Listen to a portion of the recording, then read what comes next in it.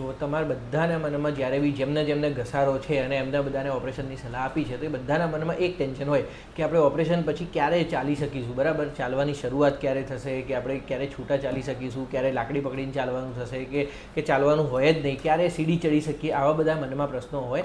તો તમે સમજો જ્યારે ઘૂંટણ બદલીનું ઓપરેશન કરીએ છીએ એટલે તમારો જે બગડેલો ભાગ છે એ કાઢી નાખ્યો છે અને આપણે નવો ઘૂંટણ ત્યાં આગળ ફિટ કરી દીધો છે, બરાબર.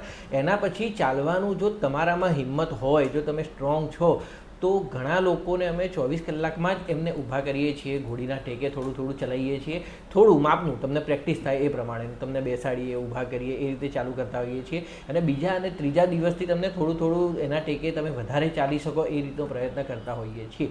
જ્યાં સુધી ચામડીને, જે આપણે ટાંકા લીધા હોય, ચામડીને રૂંચકો ના આવે ત્યાં સુધી એટલો ભાગ પલાળવાનો હોતો નથી. એ ત્યાં ટાંકા પલળવા ના જોઈએ. એના સિવાય તમને ચાલવાનું નહીં તો ઘોડીના ટેકેથી તમે ઇમિડિયેટલી અમે 24 કલાકમાં ચાલુ કરી દેતા હોઈએ છીએ.